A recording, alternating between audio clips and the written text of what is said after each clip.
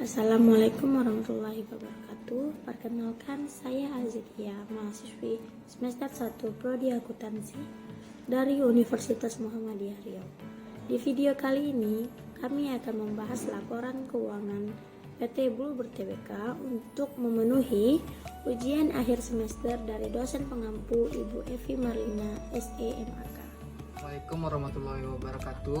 Perkenalkan, saya Arya Sonia Dimainka, mahasiswa semester 1 Fakultas Ekonomi Bisnis Prodi Akuntansi Universitas Muhammadiyah Riau.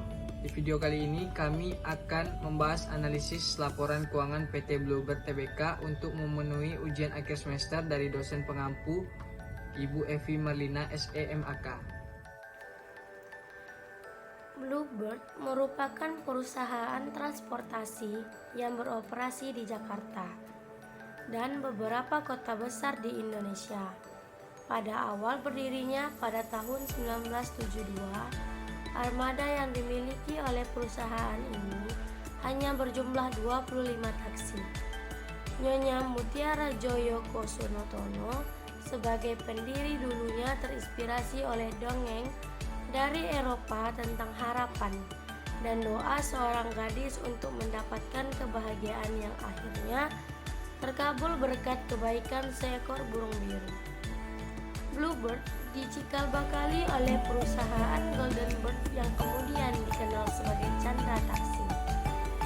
Sebagai sebuah perusahaan penyedia jasa sewa mobil yang khusus melayani para jurnalis asing serta pelanggan lain yang berkunjung ke Jakarta. Bluebird kemudian memelopori pengenaan tarif taksi berdasarkan sistem Argo, serta melengkapi seluruh armadanya yang ber-AC dengan radio komunikasi. Tidak hanya itu, setelah mulai berkembang, perusahaan ini dimulai merambah ke taksi limosin, usaha penyewaan mobil, dan bus charter pada tahun 1979. Pada tahun 1993, Bluebird pun menghadirkan layanan taksi eksekutif Silverbird dengan misinya untuk menjadi perusahaan yang mampu bertahan dan mengedepankan kualitas untuk memastikan kesejahteraan yang berkelanjutan bagi para stakeholder. Bluebird bertujuan untuk mencapai kepuasan pelanggan dan mengembangkan serta mempertahankan diri sebagai pemimpin pasar di setiap kategori yang mereka masuki. Dalam transportasi darat, mereka menyediakan layanan yang andal dan berkualitas tinggi dengan penggunaan sumber daya yang efisien. Kini Bluebird melayani lebih dari 8,5 juta penumpang setiap bulannya dengan 26.000 armada yang tersebar di sejumlah kota besar di Indonesia. Laporan keuangan PT Bluebird Tbk. 1. Laporan posisi keuangan atau neraca. Aset. Aset terbagi dari aset lancar dan aset tidak lancar. Aset lancar yaitu kas dan setara kas dengan jumlah 798.850. Piutang usaha. Piutang usaha terbagi menjadi dua, yaitu piutang usaha pihak ketiga dengan jumlah 117.918. Piutang usaha pihak berelasi dengan jumlah 5.773.000. Piutang lainnya pihak ketiga 112.036. Piutang lainnya pihak berelasi 15.300. Persediaan lainnya dengan jumlah 10.401. Biaya dibayar di muka lancar 4.674. Uang muka lancar 8.520. Pajak dibayar di muka 108. Aset tidak lancar atau kelompok lepasan diklasifikasikan sebagai dimiliki untuk dijual 167.994. Jumlah aset lancar 1.241.604. Aset tidak lancar terdiri dari uang muka tidak lancar dengan jumlah 95.906. Aset keuangan tidak lancar terdiri dari aset keuangan tidak lancar lainnya dengan jumlah 6.000. Aset tetap 5.668.30. Beban tangguhan 3.416. Goodwill 61.036. Aset tidak lancar non keuangan lainnya dengan jumlah 177.122.000. Jumlah aset tidak lancar 6.011.510. Jumlah aset keseluruhan 7.253.140. Liabilitas dan ekuitas. Liabilitas terbagi menjadi liabilitas jangka pendek, itu utang usaha. Utang usaha pihak ketiga 150.844. Utang usaha pihak berelasi dengan jumlah 4.123. Utang lainnya pihak ketiga dengan jumlah 7.298. Utang lainnya pihak berelasi dengan jumlah 3.137. Uang muka pelanggan jangka pendek. Uang muka pelanggan jangka pendek pihak ketiga dengan jumlah 30.188. Liabilitas keuangan jangka pendek lainnya dengan jumlah 36.147. Beban akrual jangka pendek dengan jumlah 28.364. Beban akrual utang pajak 47.593.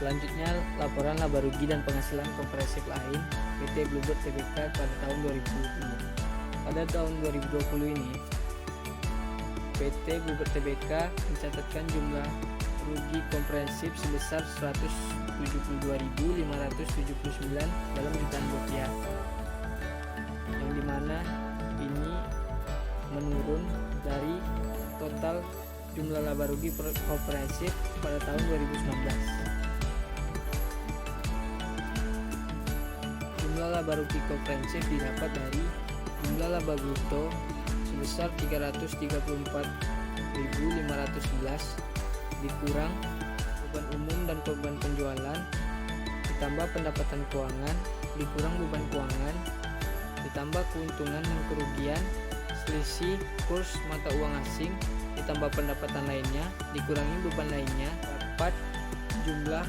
laba rugi sebelum pajak penghasilan sebesar min Rp290.498, ditambah pendapatan beban pajak sebesar Rp127.315 dalam jutaan rupiah.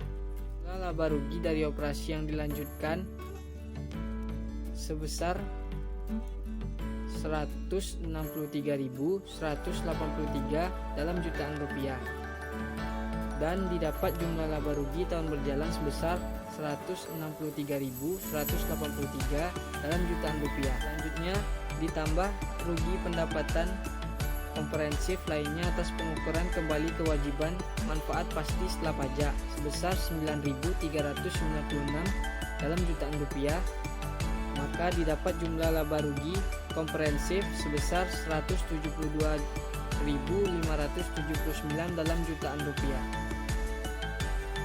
Laba rugi yang dapat diatribusikan sebesar Rp163.183 dalam jutaan rupiah. Laba rugi komprehensif yang dapat diatribusikan sebesar Rp172.579 dalam jutaan rupiah. Laba rugi per saham. Laba rugi per saham dasar diatribusikan kepada pemilik entitas induk didapat sebesar min 64 dalam jutaan rupiah, yang didapat dari laba yang diatribusikan ke entitas induk sebesar Rp161.353 dalam jutaan rupiah dibagi Rp250.210 dalam jutaan rupiah. 3. Laporan keuangan perubahan ekuitas. Posisi ekuitas. Saldo awal periode sebelum penyajian kembali saham biasa 250.210, tambahan modal disetor 2.512.774, saldo laba yang telah ditentukan penggunaannya itu 50.000, saldo laba yang belum ditentukan penggunaannya 2.496.205, ekuitas yang dapat didistribusikan kepada entitas induk 5.309.189, kepentingan non pengendali 98.913, ekuitas 5.408.102.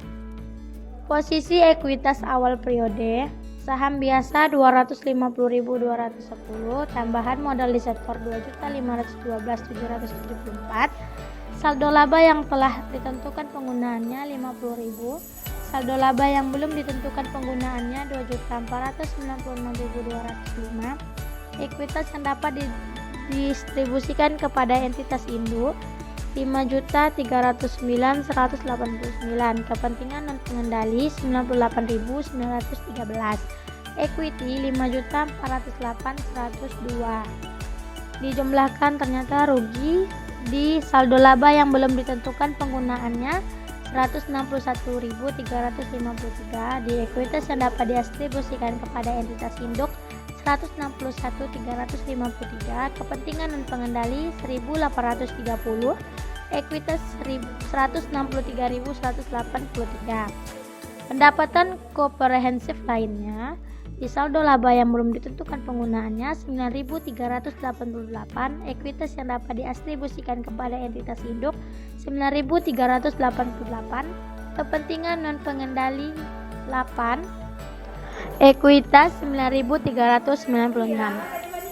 Pembentukan cadangan umum posisi ekuitas akhir periode, saham biasa 250.210, tambahan modal disetor 2.512.774, saldo laba yang telah ditentukan penggunaannya 52.000, saldo laba yang belum ditentukan penggunaannya 2.323.464, kepentingan non pengendali 97.075, ekuitasnya dapatlah 5.235.523.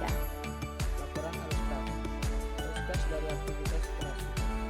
Penerimaan kas dari aktivitas operasi, penerimaan dari pelanggan 2.195.781 dalam jutaan rupiah. Pembayaran kas dari aktivitas operasi. Pembayaran kepada pemasok atas barang dan jasa sebesar 1.481.232 dalam jutaan rupiah. Pembayaran gaji dan tunjangan sebesar 306.343. Pembayaran kas lainnya untuk beban operasi sebesar 70.694. Kas diperoleh dari operasi 334.442. Pembayaran bunga dari aktivitas operasi sebesar 104.105 dalam jutaan rupiah. Jumlah arus kas bersih yang diperoleh dan digunakan dari aktivitas operasi sebesar 230.337. Arus kas dari aktivitas investasi. Penerimaan dan dari penjualan aset tetap sebesar 485 dalam jutaan rupiah. Pembayaran untuk perolehan aset tetap sebesar 566.219 dalam jutaan rupiah. Penerimaan dari pelepasan aset tidak lancar atau kelompok pelepasan yang diklasifikasikan sebagai dimiliki untuk dijual dan operasi yang dihentikan sebesar 514.354 dalam jutaan rupiah. Jumlah arus kas bersih yang diperoleh dari aktivitas investasi sebesar min 51.380 dalam jutaan rupiah. Arus kas dari aktivitas pendanaan. Penerimaan pinjaman bank sebesar 325.802 dalam jutaan rupiah. Pembayaran pinjaman bank sebesar 165.984 dalam jutaan rupiah.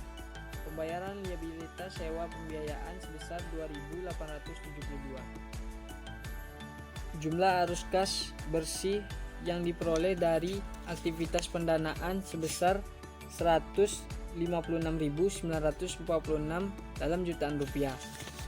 Jumlah kenaikan bersih kas dan setara kas sebesar 335.903 dalam jutaan rupiah.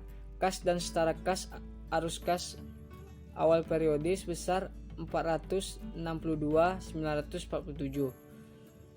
Kas dan setara kas arus kas akhir periode didapat sebesar 798.850 dalam jutaan rupiah.